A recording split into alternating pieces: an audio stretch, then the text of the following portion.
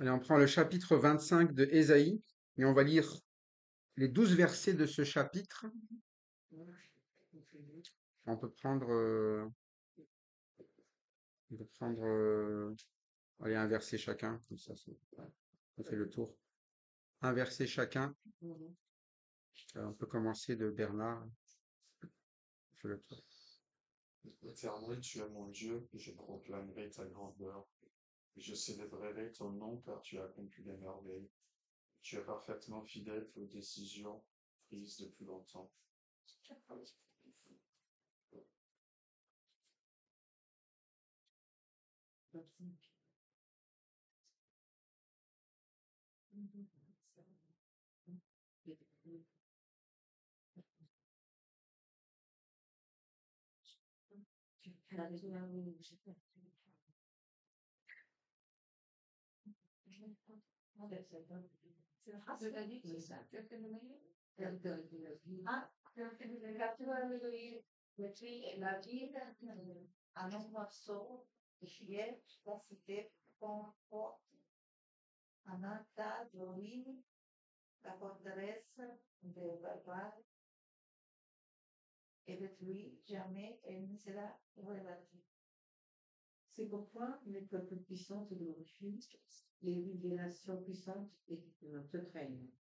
Tu as été un refuge pour le faible, un refuge pour les malheureux dans la détresse, un abri contre la tempête, un ombrage contre la chaleur, car le souffle des tyrans est comme l'ouragan qui frappe une hiver.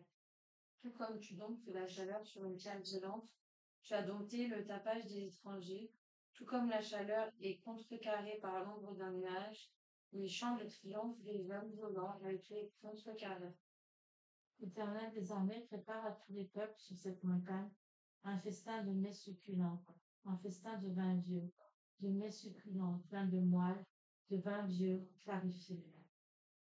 Sur cette montagne, il enlèvera le voile de Dieu qui enveloppe tous les peuples, le drap des morts qui couvre tous les pays. Il engloutit la mort pour toujours. Le Seigneur, l'Éternel, essuie les larmes de tous les visages. Il fait disparaître de toute la terre l'opprobre de son peuple, car l'Éternel a parlé. Il dira ce jour-là, voici notre Dieu, celui en qui nous avons espéré et qui nous sauve, c'est l'Éternel. C'est en lui que nous avons espéré, soyons dans l'allégresse et réjouissons-nous de son salut. Car les mains de l'Éternel reposent sur cette montagne, le noir et le se place, il est parmi lequel, épaulé dans une main affaiblie. Au milieu de cette main, il étend ses mains comme le nageur les étend pour nager, mais l'Éternel abat son orgueil et déjoue l'artifice de ses mains. Il renverse les fortifications élevées de tes murs, donc il fait fonder à terre jusque dans la puissance.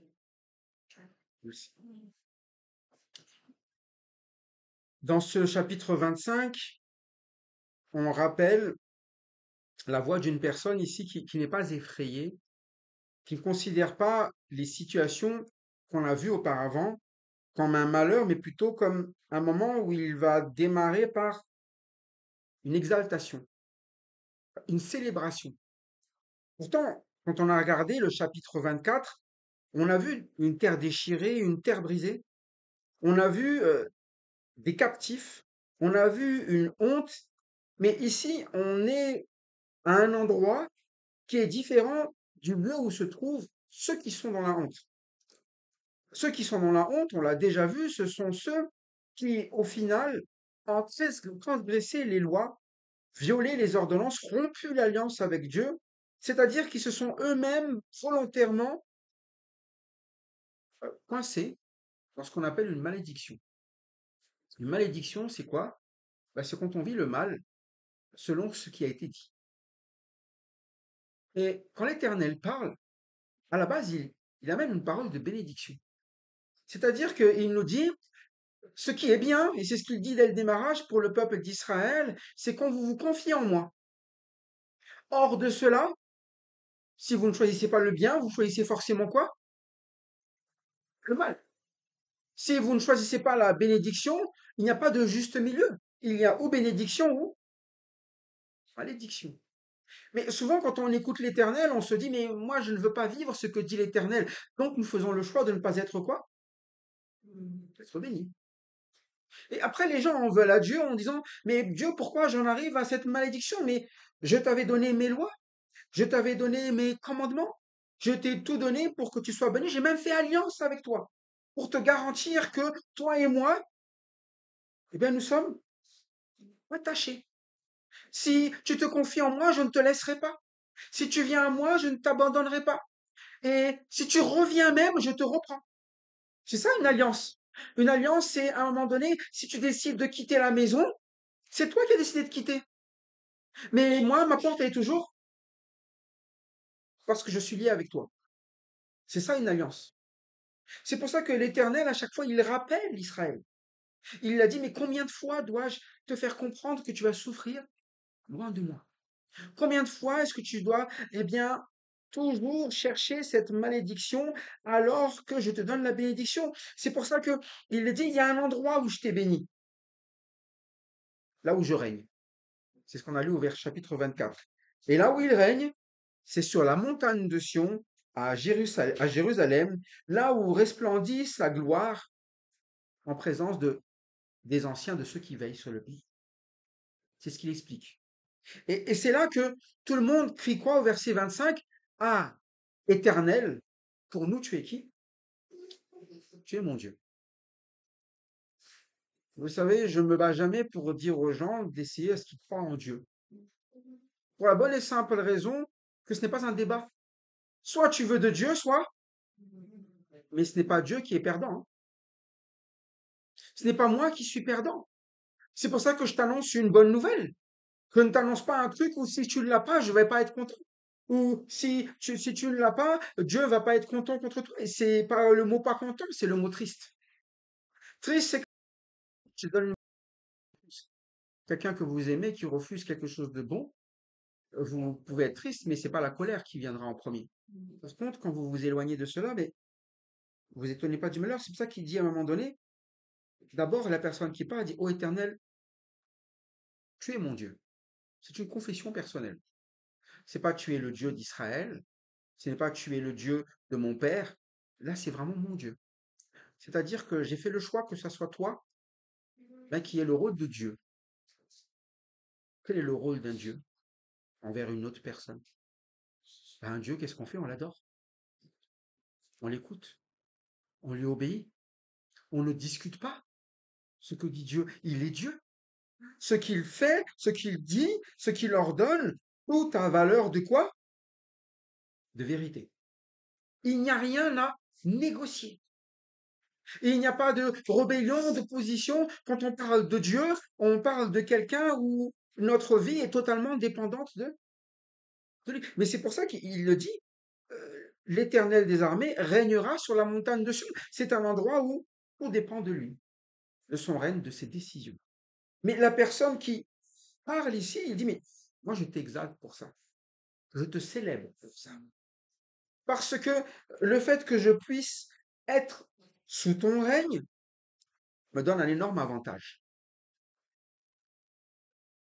Tes desseins conçus à l'avance seront fidèlement accomplis.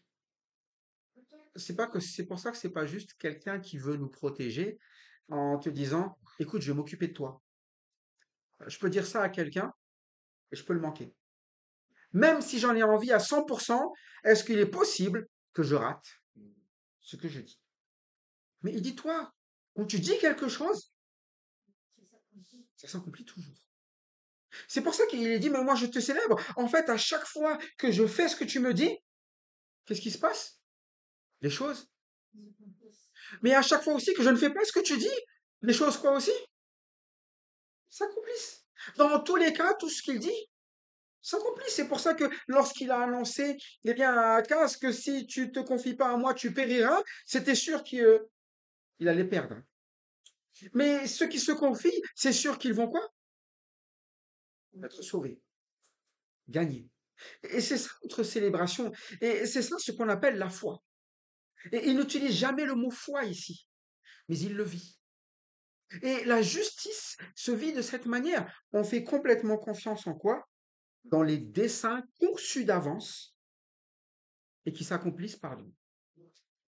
Quand il a envoyé Jésus-Christ, c'était pas par hasard, c'était conçu à l'avance, c'était prévu. La Bible dit même que c'était prévu avant la fondation du monde. Ça veut dire que le moyen de bénédiction pour nous a toujours été Christ. Il n'y a jamais eu de conception de l'homme en se disant peut-être que l'homme sera bon par lui-même. C'était déjà prévu que quoi? Le seul moyen pour que l'homme puisse être sauvé, et il faut qu'il soit délivré de ses...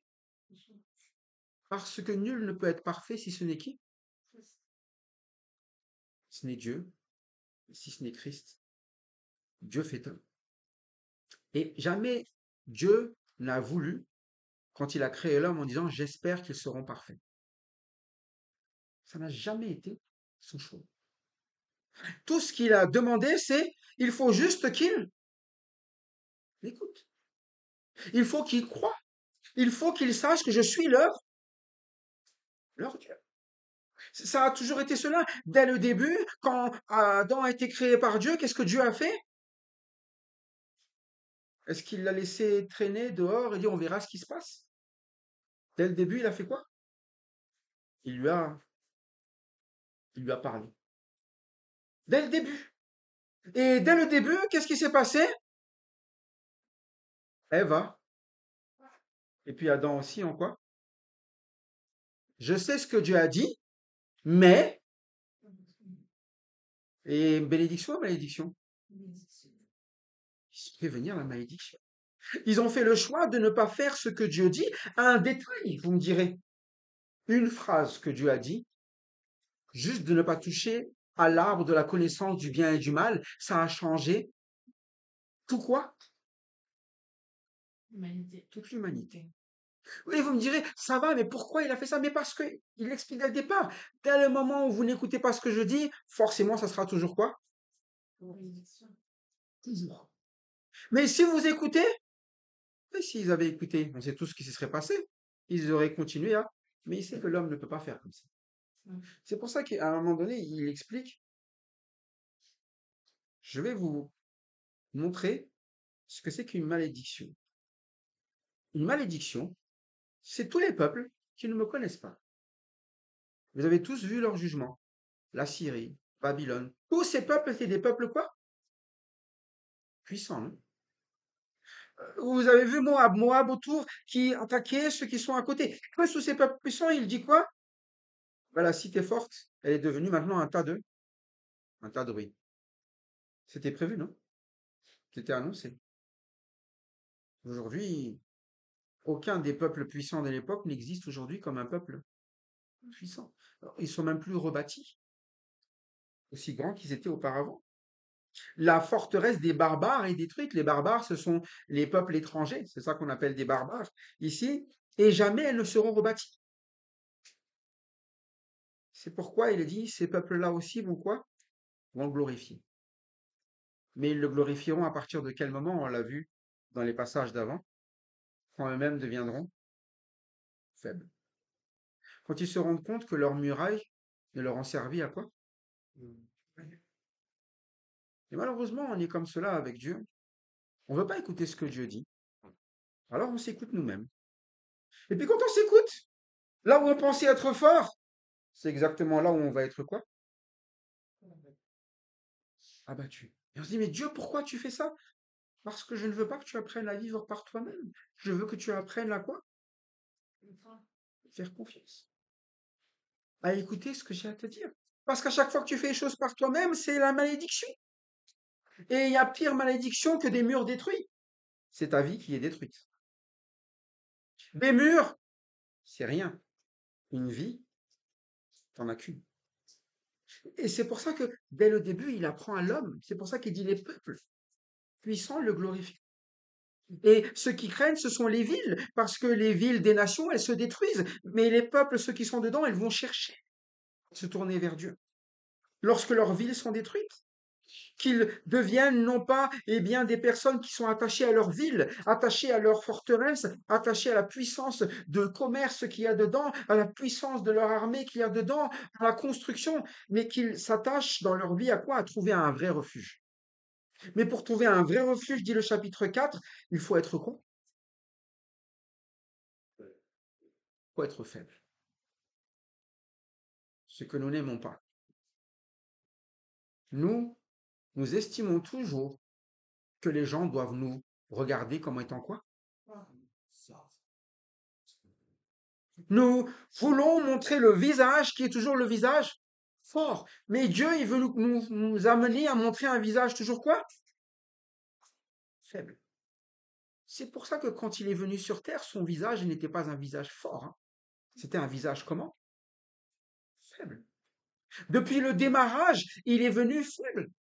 Il est venu petit enfant dans une famille qui n'était pas une famille puissante et il a grandi au milieu des... Il était où? Il n'était pas à Jérusalem, dans la capitale. Il était même dans un endroit où qu'est-ce qu'il y a de bon qui peut venir de là-bas? Non? De Galilée. C'est là qu'il a vécu, à Nazareth. Certes, il est né à Bethléem, mais il a vécu dans un endroit qui l'intéressait. Qu'est-ce qu'il y a de bon qui peut venir de là-bas? Il n'avait rien pour plaire. Et quand les gens le regardaient, je dis, mais c'est ça un roi cloué à une croix? C'est ça votre Dieu, celui qui va vous sauver? Il se moquait même d'eux. Mais c'est ça le visage de celui qui a un refuge. Celui qui a un refuge, il n'a pas besoin de montrer sa force. Il a déjà un abri. Et souvent, nous avons besoin de montrer notre force. Pourquoi? Parce que nous ne faisons pas confiance au refuge. Si jamais le refuge craque, il faut quand même que je sois fort. Pourtant, dans nos villes, on se sent en sécurité. Dans notre moyen, que ce soit financier, que ce soit dans notre intellect, on se sent fort dans toutes ces choses-là. Mais il dit non, non, non, mais vous vous sentez fort dans des choses qui se détruisent, mais vous oubliez qu'être fort, c'est d'abord se réfugier dans ce qui ne se détruira jamais. Et ce qui ne se détruira jamais, eh bien, c'est l'Éternel. C'est pour ça qu'il dit, tu as été un refuge pour le faible, un refuge pour les malheureux dans la détresse. Et nous n'aimons pas ça en disant, mais on n'a jamais de détresse. Vous savez, c'est comme on dit bonjour à quelqu'un, qu'on dit ça va, et la personne vous répond toujours quoi?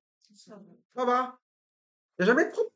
C'est très tabou de parler de ses propres. Et si t'en as, t'essaies de les cacher. Mais c'est pas ce qu'il dit là. Il dit une chose, pour le malheureux dans la détresse, c'est là qu'il y a un refuge. Pour ceux qui ne se pensent pas malheureux, bien sûr, il n'a pas besoin de refuge. C'est pour ça que la plupart des gens disent non, mais moi, ça va, ça va, ça va très bien. Oh, vous voulez pas de refuge. Ne vous étonnez pas que quand le malheur vient, tout s'écroule. Là où vous avez dit, ça passera, ça ira, j'ai tout fait pour, etc. Et ça passe pas. Parce que quand la tempête vient, ben c'est là qu'on voit les choses. Et la tempête, c'était ça avec Israël. Ils ont besoin de Dieu pour être délivrés du malheur. C'était comme ça en Égypte, non? Je rappelle toujours, qu'est-ce qu'ils avaient comme arme pour sortir d'Égypte? Rien. C'était un peuple désarmé qui a réussi à sortir d'Égypte et qui a réussi même à vaincre l'armée. Et depuis quand est-ce que Dieu, considère que c'était leur force qui leur permettait d'être sauvés? Ça n'a jamais été ça. Arrivé devant Canaan, il commence à envoyer des espions, et là, qu'est-ce qu'il voit là-bas? Ce sont des quoi? Et nous, on est des sauterelles, on va jamais. Mais depuis quand on vous a demandé, vous, de faire confiance à vous-même? C'est moi qui vous ai donné ça. C'est pour ça que les choses qu'il a dit s'accomplissent toujours. C'est ce qu'on appelle la foi. Et parfois, on croit que ce qu'il dit, quoi? Ça passera pas. Non, tu veux vivre par toi-même? Écoute, vas-y, essaye. Et la tempête, quand elle viendra, malheureusement, c'est la manière les choix que tu as fait pour vivre les choses. Attends toujours les pires choses pour pas se tourner vers l'éternel. Un peu comme je dis toujours, hein, vous voyez le Titanic, là. Si vous avez vu le film, à un moment donné, là, on tout coule, là, tout le monde commence à quoi? Chut, les violons, c'est... Vous connaissez le chant qui est joué au violon à ce moment-là? C'est quoi le chant? La maison. Non. Non, Ah oui. mon Dieu plus près de toi. Et c'est maintenant que tu vas être le plus près. C'était avant qu'il fallait y penser. Maintenant que tu es dans le malheur, c'est là que tu dis, je veux être quoi? Mais on est vraiment comme ça. C'est-à-dire qu'on attend toujours le malheur pour se tourner vers. Mais lui, il voulait nous bénir. Nous, nous sommes des personnes qui aimons être, eh bien, des personnes qui sont fortes et on attend toujours d'être dans une malédiction. Il faut être faible. Mais on attend d'être faible par la force. Il faut qu'on nous démontre qu'on est faible. Mais c'est pas difficile de démontrer qu'on est faible. Il n'y a pas plus fragile que l'homme, hein. Sincèrement, si, eh bien, on nous avait lâchés au milieu de la nature, en Amazonie, le plus faible, c'est qui? C'est nous, hein. Tout le reste nous tue, hein. C'est un peu ça. On n'est pas fort. Et quand on remarque, eh bien, même notre personne vis-à-vis des plantes ou de n'importe quoi, on est faible en réalité. Mais pourtant, Dieu nous a placés pour veiller sur ces choses-là. Mais il nous a placés pour veiller en l'écoutant lui. C'est pour ça qu'à un moment donné, il dit, mais il y a une tempête, je suis ton abri. Il y a de la chaleur, je suis ton ombrage. Mais pour les tyrans, le souffle des tyrans est comme l'ouragan qui frappe une muraille. C'est-à-dire que, à un moment donné, un ouragan, c'est comment? C'est fort, hein? Et quand ça frappe une muraille, c'est pour ça qu'il parle de ça stoppe. C'est effrayant quand un tyran agit. Et souvent, nous, on a envie de réagir en tyran. Ouragan contre ouragan. On s'acharne à combattre comme les méchants combattent. Œil pour œil, dent pour dent, nous pensons que c'est détruire quand on nous détruit. Je rappelle que œil pour œil, dent pour dent, ça veut simplement dire si quelqu'un à qui tu as pris un œil, tu dois lui rendre la même chose. Tu l'as cassé une dent, tu dois lui rendre la valeur. Mais nous sommes plutôt à réfléchir toujours dans le côté légal autre. C'est-à-dire, tu me prends, tu me fais mal, je te fais. C'est pour ça que la Bible nous dit quoi? Ne rendez pas injure pour injure, ni mal pour. Parce que quand vous rendez injure pour injure, vous devenez quoi? Ben, le même qu'en face, non? Injurieux. Si vous rendez mal pour mal, vous devenez quoi? Mauvais. Vous maudissez en étant. Mais c'est ça le souci. Et ici, on est dans un passage, je dis non, ce que je vous demande, c'est d'être faible. Le faible, il ne rend pas le coup. Le faible, vous savez ce qu'il fait? Il se met juste au refuge. Il n'a pas besoin de combattre. Pourquoi il a besoin de combattre? Il est déjà à l'abri. Il n'a pas besoin de sortir les armes. Pourquoi il aurait besoin de sortir les armes? Il y en a déjà un qui fait quoi? C'est son Dieu qui fera déjà tout ce qui est planifié. C'est pour ça qu'il explique à un moment donné, toi tu domptes la chaleur dans une terre brûlante, tu as dompté les tumultes des barbares, comme la chaleur étouffante par l'ombre d'un nuage. Ainsi ont été étouffés les chants des triomphes des tyrans. C'est vraiment ça. Il y aura des adversaires, il y aura toujours des personnes qui s'opposeront, mais nous ne devons pas devenir des tyrans. Et celui qui est un tyran, c'est celui qui n'a pas d'abri. C'est parce qu'ils ne se sent pas en sécurité qu'ils commencent à. Vous savez, les enfants, c'est pareil, hein. Les enfants, souvent, qui tyrannisent les autres enfants, c'est parce que eux-mêmes se sentent quoi? Très souvent tyrannisés. C'est souvent ça, hein.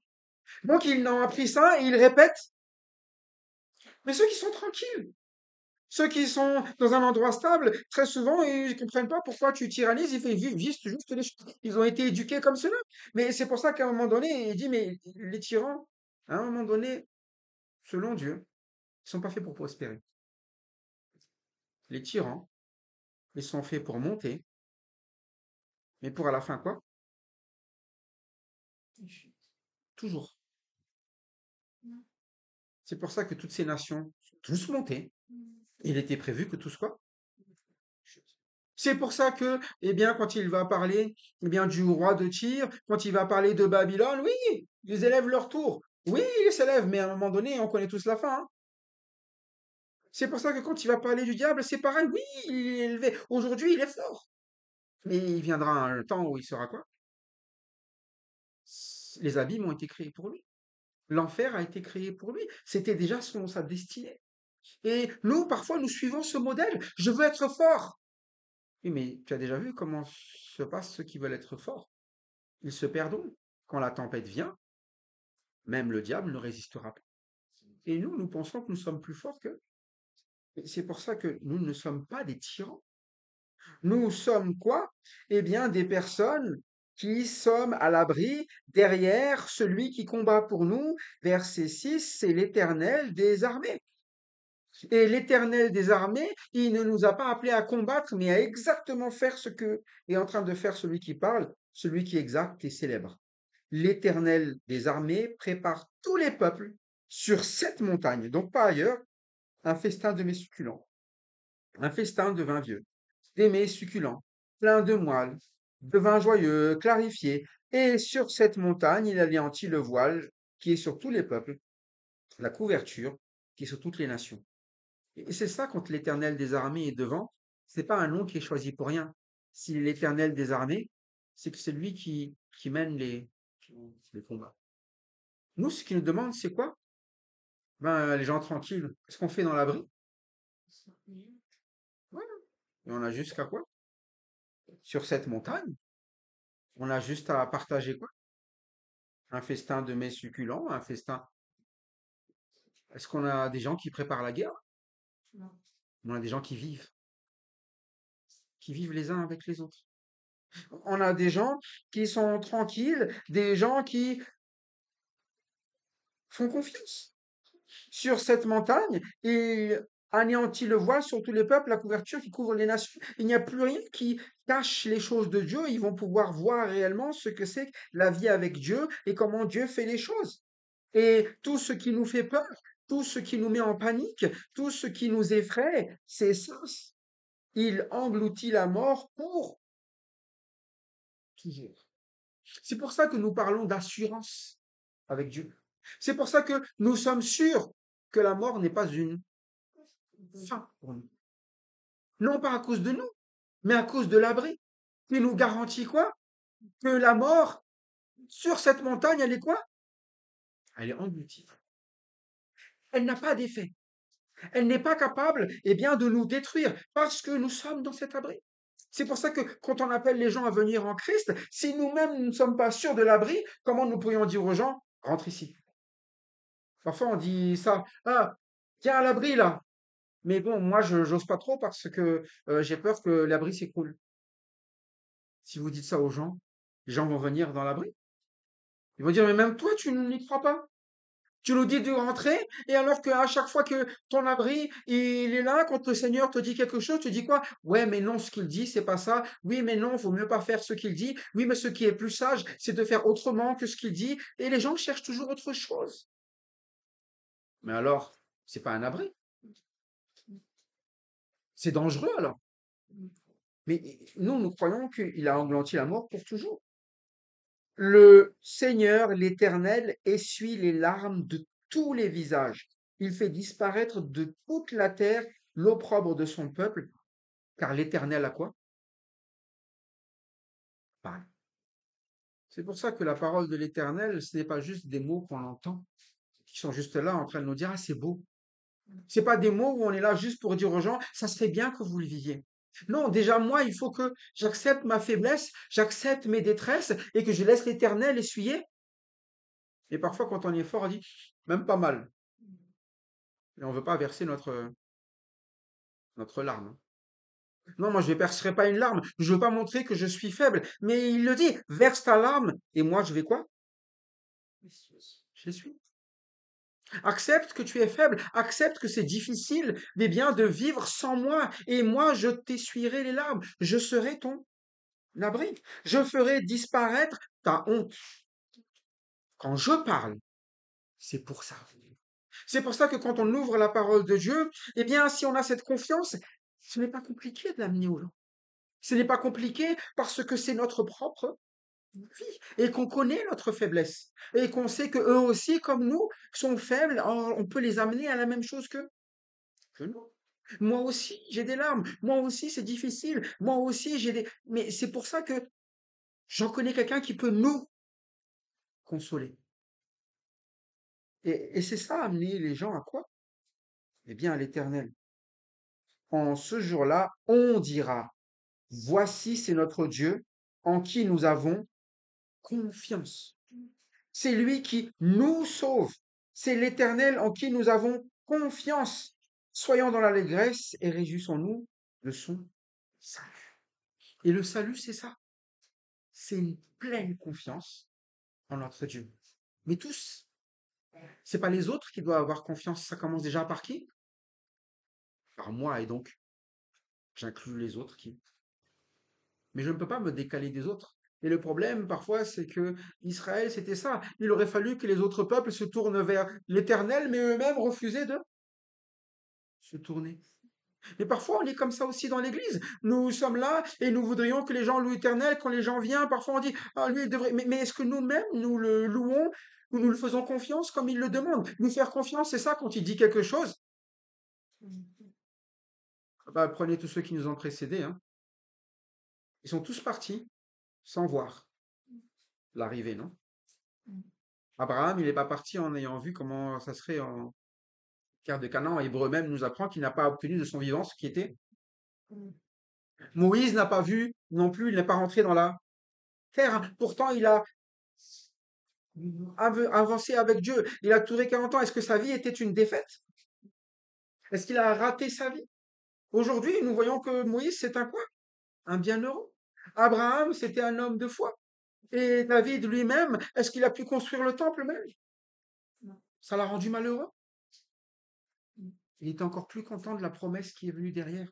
C'est mon fils qui va le. Et en plus, mon trône durera. Mais il ne le verrait même pas, ça, de son vivant. Mais c'est sa joie. Il est dans l'allégresse parce qu'il a confiance en, parce qu'il sait comment est son Dieu. Il essuie les larmes.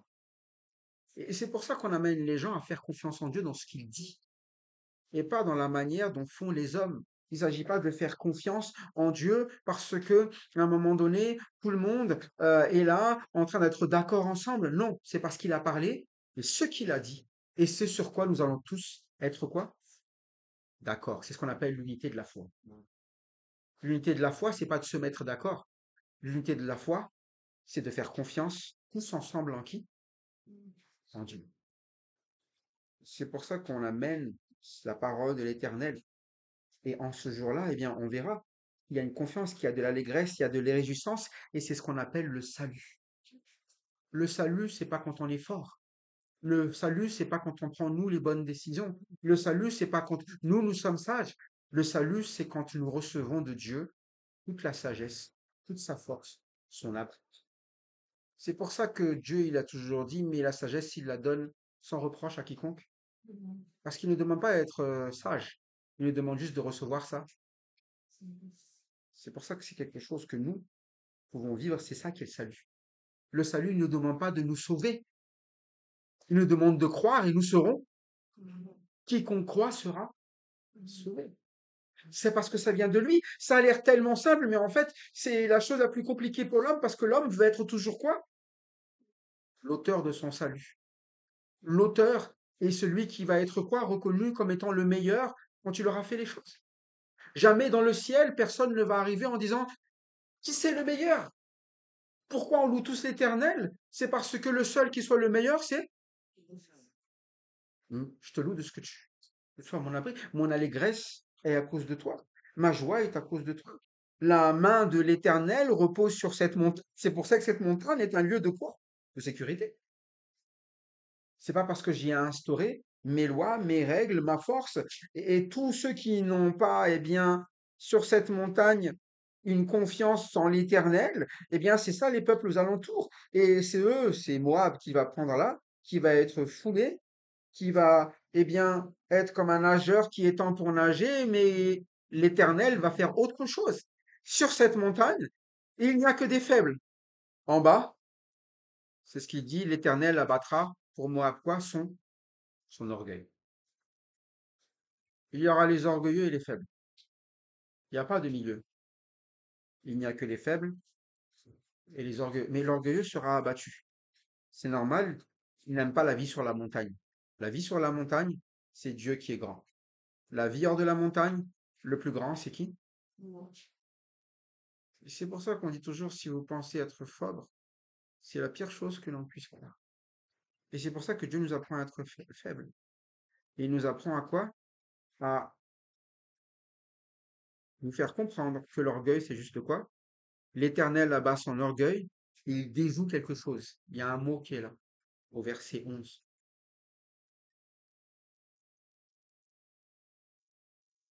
Qu'est-ce que vous avez dans votre version? À quoi? Les manœuvres? Tout court, vous avez ça? Ces manœuvres, vous avez, moi le mot que j'ai, c'est l'artifice de ses mains. Vous savez ce que c'est qu'un artifice? C'est une impression, ça fait bling bling et c'est Artificiel. Qu'est-ce qui est artificiel? ça ne dure pas. C'est pas vrai. Ça dure pas 5 ans. Ça dure pas et c'est pas vrai. Un feu d'artifice, c'est fait pour divertir, mais c'est pas fait pour chauffer. Un artifice, c'est quelque chose qui ne sert à rien. Mais c'est l'artifice de leurs mains. C'est-à-dire que les orgueilleux, ils font des choses qui servent à. Mais parfois, c'est ça toute notre vie. On fait la guerre, on court après des choses, mais au final, ça sert à quoi? Voilà. À rien. On n'est pas plus satisfait, on n'est pas plus heureux, on n'est pas plus. Et c'est ça, ce que les gens font, ils courent après des artifices. C'est pour ça qu'il dit, il les déjoue pour vous montrer, mais ça ne vous sert à rien. Ce dont vous avez besoin, c'est ce qui va guérir vos âmes, ce qui va essuyer vos larmes. Et il renverse et précipite les fortifications élevées de tes murs, il les fait crouler à terre jusque dans la poussière. C'est pour ça qu'à un moment donné, il y a toujours deux choix que Dieu va donner. Soit de nous mettre à l'abri, soit de tester hors de l'abri. Sauf que c'est comme toute chose.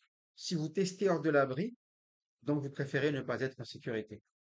Si vous préférez ne pas être en sécurité, ne soyez jamais étonné de vous retrouver comment? Dépouillé, hein, abattu, hein, affaibli. Vous devez être faible, mais vous avez plutôt fait le choix d'être affaibli. C'est-à-dire qu'à un moment donné, être faible, c'est un choix volontaire de se mettre à l'abri. Mais être affaibli, c'est qu'il faut qu'on reçoive tous les coups pour comprendre qu'on est quoi? Et en attendant, c'est de la souffrance. En attendant, on doit vivre des malheurs, on va en pleurer, on va toujours avoir des difficultés, des colères, des animosités, tout cela. C'est pour ça que je dis toujours, ça sert à rien de faire la guerre aux gens. Hein, ça nous est arrivé déjà une fois, à un moment donné, je me souviens toujours d'un propriétaire qui voulait pas nous rendre la caution. Et à un moment donné, c'était parti, non, non, non, pour faire la guerre, dire avocat, pas avocat. À un moment donné, on a dit quoi? 700 euros ou la paix. 700 euros ou la paix. Franchement, vas-y, pars avec tes. On va pas se battre. Ok, mais ça te servira à quoi? Et c'est ça que je veux te dire, c'est qu'à un moment donné, moi je sais que il y a des choses qui sont précieuses dans la vie. Et passer des années à courir après l'argent n'a jamais été quelque chose qui nous guérit, hein. Et les colères, les animosités. Combien de fois est-ce que j'aurais disputé avec cette dame dans ma tête en me disant ah, elle nous a fait ça, nanana, et je me serais habitué à quoi? À être toujours comment? Colère. Mais au final, est-ce que j'en suis mort d'avoir perdu? Je suis pas mort. Ça ne m'a pas tué. Par contre, ça m'aurait fait énormément de mal de quoi? De continuer à faire? Parce que ça ne m'aurait pas lâché, jour après jour. Mais si l'Éternel ne nous avait pas appris, eh bien, par notre Seigneur Jésus-Christ, que quand on nous frappe sur une joue, il fallait étendre l'autre, que quand on nous prend le manteau, il fallait donner. S'il ne nous avait pas appris cela, comment on aurait su la bonne conduite? Être. Voilà pourquoi, eh bien, que nous soyons encouragés à vivre vraiment à l'abri, en laissant l'Éternel des armées mener nos combats. Ne devenons pas celui qui combat, soyons simplement ceux qui sont victorieux à laisser l'Éternel protéger et que son règne soit effectif non seulement dans nos chants, dans nos mots, mais dans nos actes surtout. Parce que si nous ne le faisons pas de manière agissante, nous ne constaterons que la même chose que ceux qui n'ont pas l'Éternel, le malheur. C'est pour ça que, eh bien, en Jésus-Christ, ce qui nous est demandé, c'est de ne pas seulement écouter, mais de mettre en pratique tout ce qu'il nous a prescrit. Voilà pourquoi, eh bien, aujourd'hui, ne soyons pas de ceux, eh bien, qui n'ont pas de sujet de louer le Seigneur, parce que tout est malheur pour nous, mais soyons de ceux qui vivent l'allégresse, parce qu'en Jésus-Christ, nous sommes à l'abri, même à l'abri de la mort, et ce, jusque dans l'éternité. Gloire à Dieu en Christ. Amen.